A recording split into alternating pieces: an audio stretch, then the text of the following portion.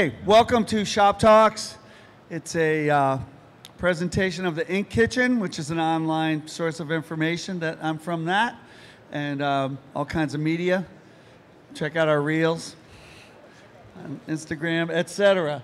And we're sponsored by Alpha Broder, Los Angeles Apparel, Hirsch Solutions, Lane 7, Omniprint, and NASDAR. All generously make this possible for you to get free information and impressions. The show puts this on as well. I am with my good friend Mike Beckman here. One thing that we do here is try to have folks that actually know things rather than things that are professional speakers. Mike is no exception. He is actually the inventor of high-density ink and a longtime printer, great special effects, art creation, and all kinds of long storied history in the industry. And we're actually, though, going to talk about a pretty simple but basic and important piece of information: how to cure the ink on your shirts. Okay, well, that's what we're going to talk about. Except you wanted to talk about pizza, right? I really did. We were talking about ovens and all that, and I started getting hungry. So I was more interested in talking about anything besides screen printing. All right, so the genesis of this talk is that I'm on a lot of Facebook groups for screen printers, and there'll be a picture of some terrible tragedy where the ink has washed off the shirt. And the first question out of the person is usually, did I over-cure it? Okay. The answer is no, you did not. The only time you're going to over-cure the ink, well, I'm thinking of the shirt on fire as it comes out of the dryer, or one time we had a shirt stuck in the dryer and the sparks went up and lit the whole trapeze, all the lint, and the flames shot up and down the factory. That shirt was over-cured. The ink was fine. The shirt was completely over-cured. So I think... we had one in the dryer for a month. Actually got stuck on something, and it came out like it was a white shirt and it was brown. But yeah, not usually over-cured. The ink was probably fine. Yeah, actually. No, usually you're going to get scorching or something else is going to happen. Over-curing is not usually the issue why you would get ink washing off. Most of the time, you're going to find that you're under-curing the ink, not over-curing it.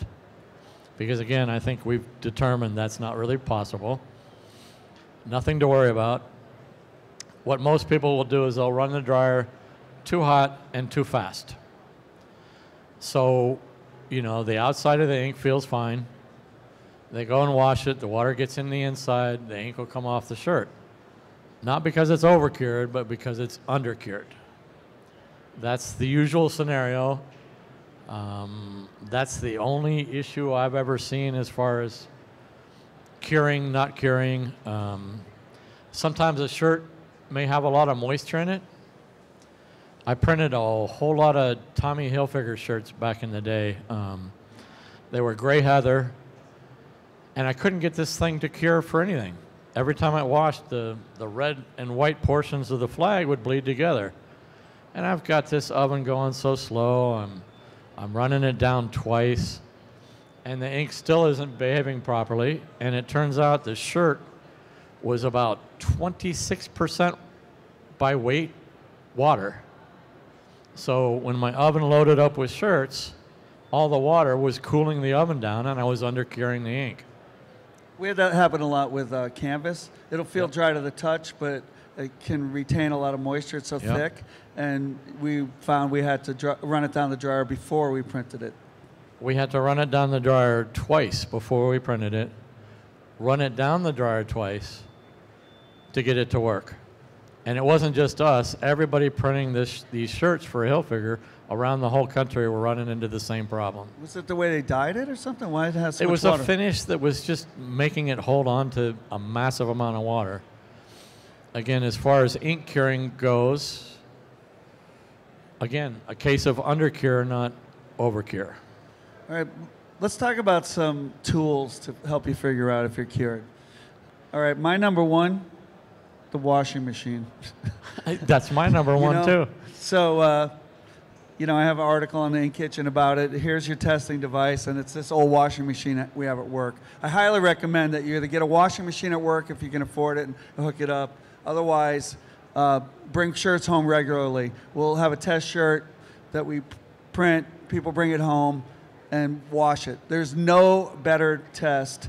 You can scratch it, stretch it, have all kinds of testing devices, but the only test is if it doesn't wash off. That's the only thing your customer's concerned about, really, is does this shirt hold up to 5, 6 washes? Different companies will have different wash standards. We'll work with one that may have to do 10 home washes. We have another one that'll do 5 of a special kind of washing machine.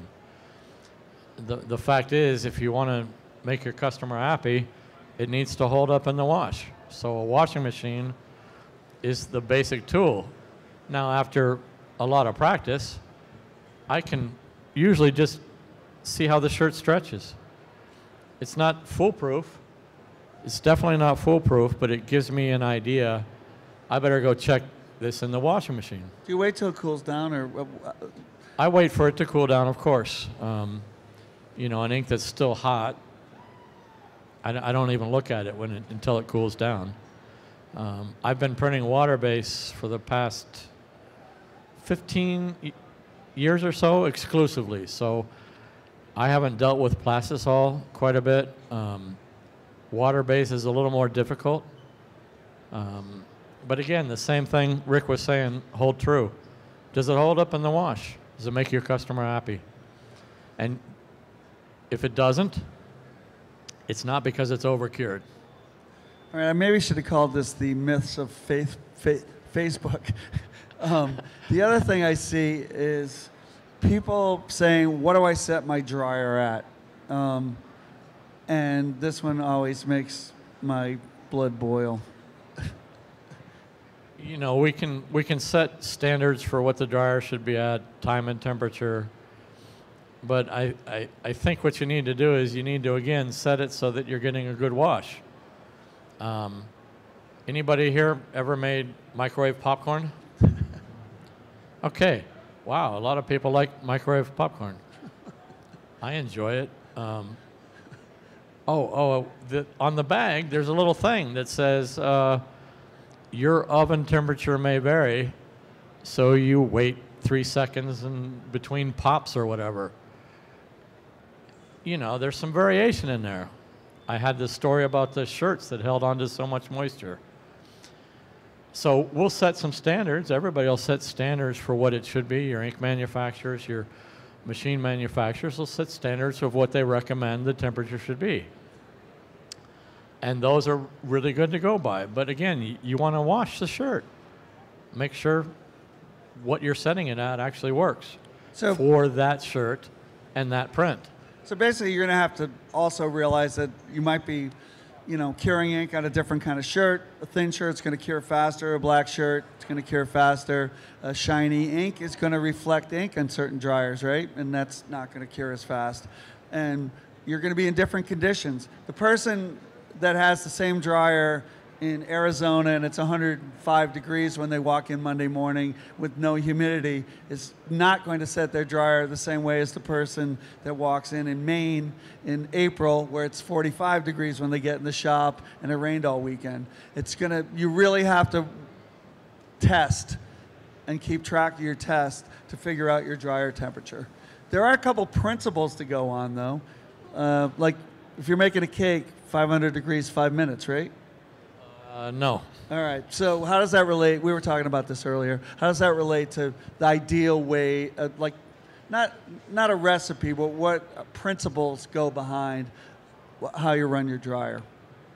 In general, most inks, especially water-based, a longer time and a slightly lower temperature will work better for you than, again, trying to turn the dryer up to 500 degrees and get it out of there really fast. you want to leave it in long enough for the heat to go all the way through whatever that ink deposit is to finish curing it. Rick said, I came up with high density many years ago.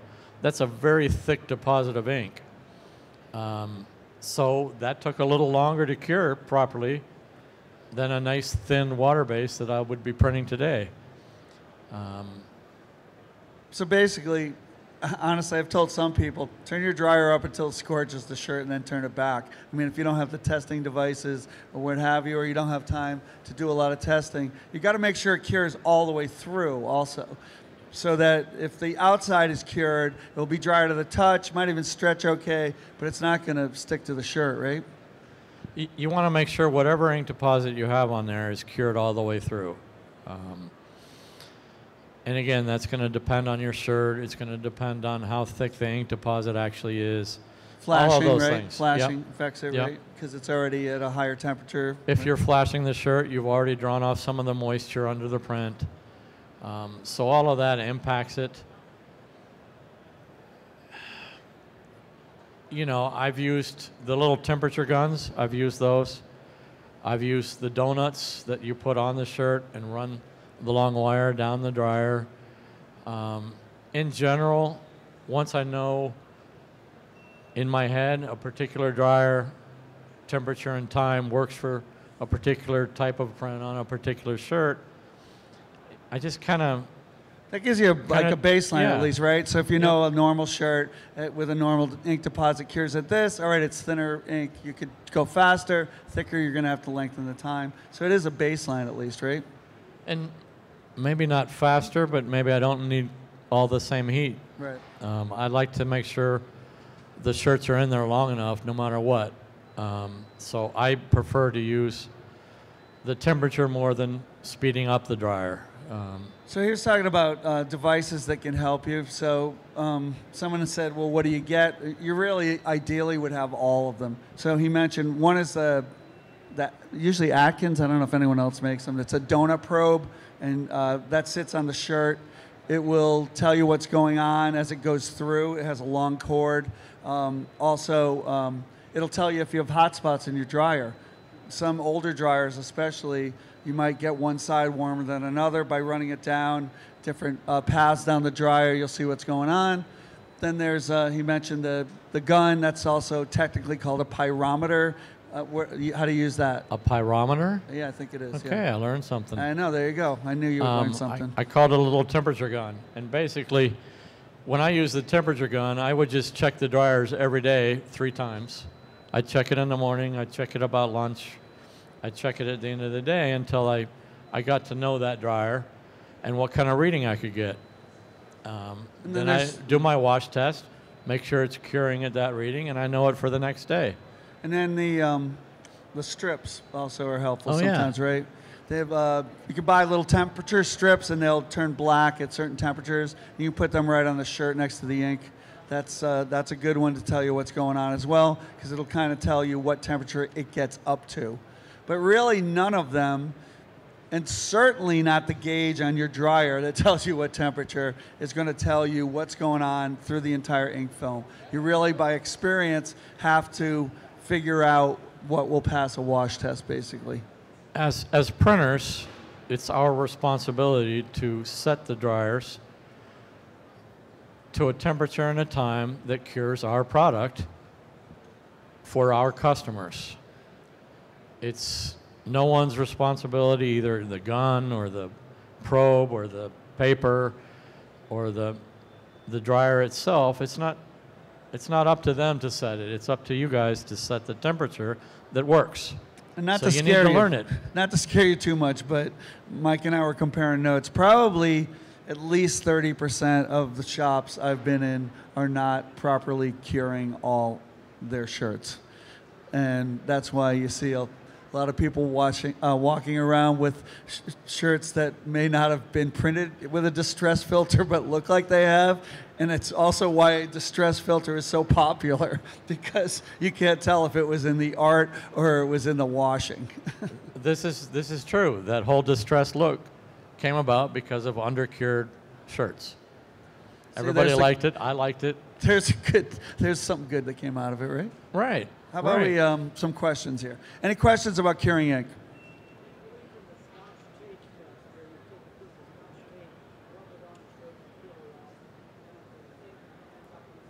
All right. So the question is, can you do a Scotch tape test of rubbing the Scotch tape on the shirt and pulling it off, and that will tell you if the ink is cured?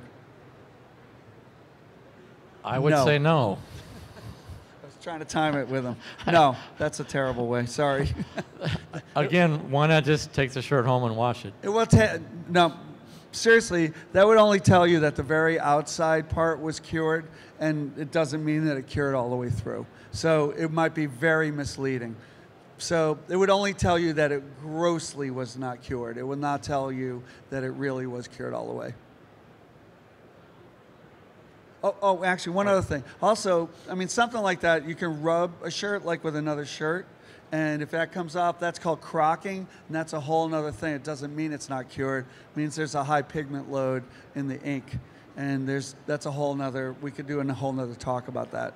Well, when I worked for brands, crock tests were always a big thing. Yeah, we printed for L. Bean, it's a big thing, but that's a whole other thing. That's not curing. Multi-part question, uh-oh.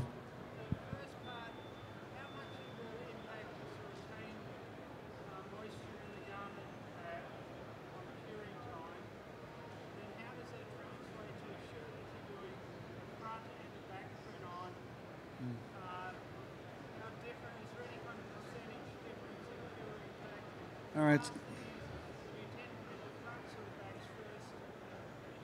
All right. So three-part question. One is how much does moisture affect it? Second is if you have a front and a back, how much does that change things? And then do we know, like percentage-wise, what the change is? I think we talked about moisture when I was telling that story about the Tommy Hilfiger shirts. So moisture will impact the cure, sometimes pretty substantially. And that's either moisture in the shirt, moisture on the surface of the shirt, what have you.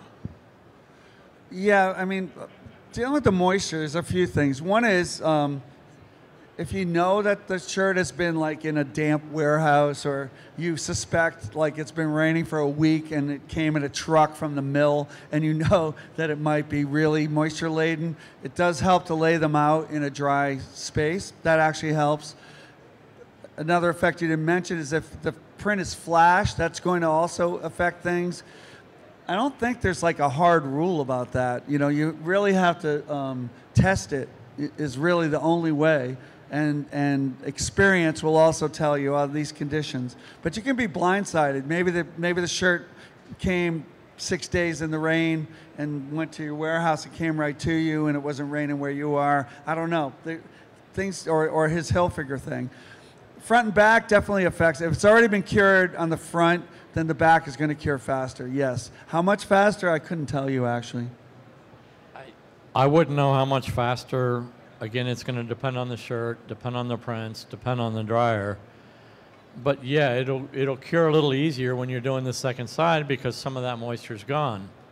But I'm not sure it should impact what you're doing with your cure. I wouldn't be turning my dryer down temperature-wise. I wouldn't be increasing the speed because I'm doing the back. I'd probably just, in real life, just leave it alone and run both sides down the dryer the same way. I think it also a big determinant would be how long your dryer is. So, I mean, we have a very long dryer, which makes it easier. It's, you know, I used the cake analogy earlier. It's way better to bake a cake for 350 for 45 minutes than try to do it at 550 for some amount of time. It's just not going to work as well. And it also works to get all the moisture out before you want to bring the ink up to temperature to cure. So if you have a short dryer, it gets real tricky, I think. You know, the short electric dryers, that's where people have a lot of problem. I mean, that's what you have, that's what you have. You have to do more testing with that, I'd say, and be more critical of what might be happening. Did that more or less answer it? I don't have any hard numbers, you know.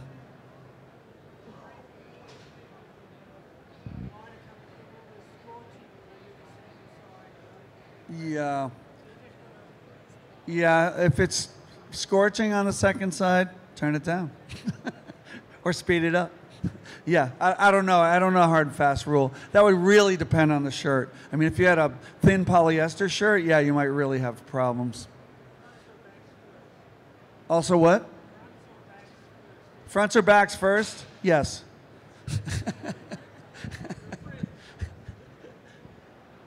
I think in general, I used to run the backs first, but that was more because I was going to have a misprint or a problem. Chances are I'd have it on the more complicated, bigger print. Yes, I was going to give the same answer, actually. Yeah, you'd run the more complicated print first, actually. You wouldn't worry about the cure. All right, other questions?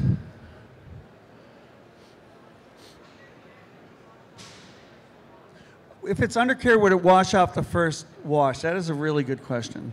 I think it depends on how badly it's undercured, and but you'll notice a difference after one wash.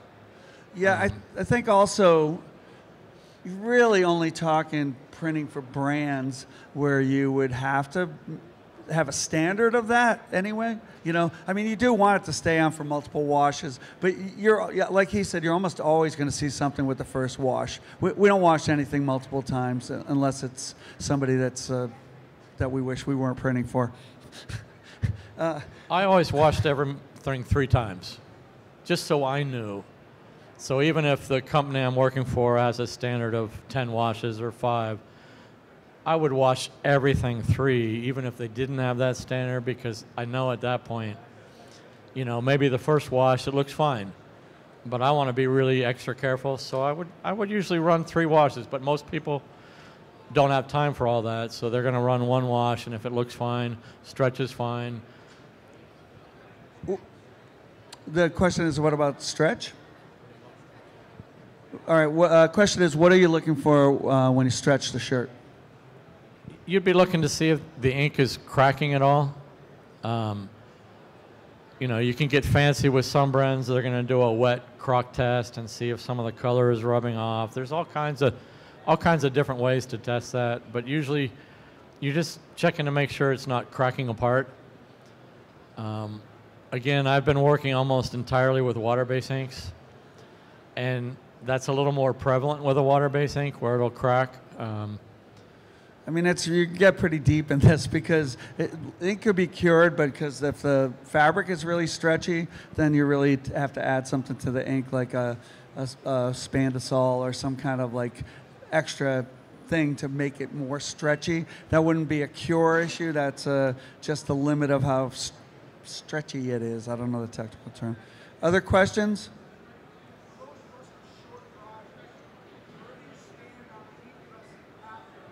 All right, so the question is, if you have a short dryer, what about a heat press? I haven't actually seen a whole lot of that as a addition to a dryer time and temperature. I worked for Abercrombie for quite a while, and they heat pressed everything after it came out of the dryer, but that was more for appearance. I've never used it as an addition to the dryer time and temp, so I don't know. If you have a real rough print, it's also a great tool, that's for sure. I mean, they were doing it for extra smooth, but also if you're just, you know, not a big shop and you had a bad run and it's kind of a rough print, you can heat press it. I would say that a heat press is more likely to get all the way through and cure if you're not sure. Yeah. Or if you ran some and you found they weren't cured enough, you could do that. Yeah. Insurance. Well, insurance would be testing a lot and making sure you ran the dryer at a speed that cured, I think. That would be better, money better spent. Washing machine. In theory, it seems like it would work pretty well. It's just not something I've ever done to test. Yeah.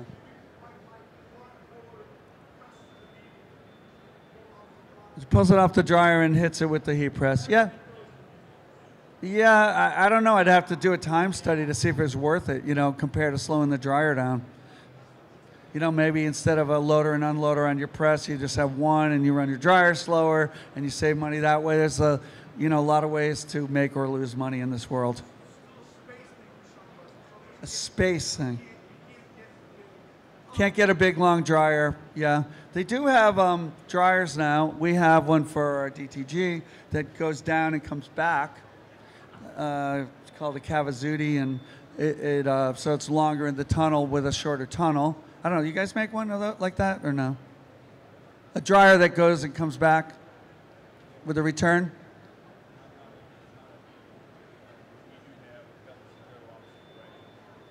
Ah, okay. I used to do a lot of discharge printing for Nike, and we had an M&R dryer with it was called a pole dryer.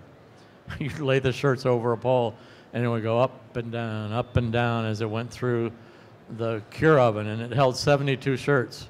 It also, that's how towels are dried cured a lot of times. Other questions about curing? Really? No questions. I mean... All right, Mike's going to be around. He'll stick around now. He's in the M&R booth. You want to say anything else about curing before we're done? Again, just, use you're responsible for getting your shirt cured for your customer. So, again, test it. Best test is washing it. Make sure you're happy with it. You can buy a cheap washing machine used for like $75. So I recommend it. Highly recommend it. That's the best test. I'll leave you with that. How about a hand for Mike Beckman? Thank you. Thank you. All right, we got a couple more talks today and some tomorrow, and these will all be on YouTube. And thanks for coming.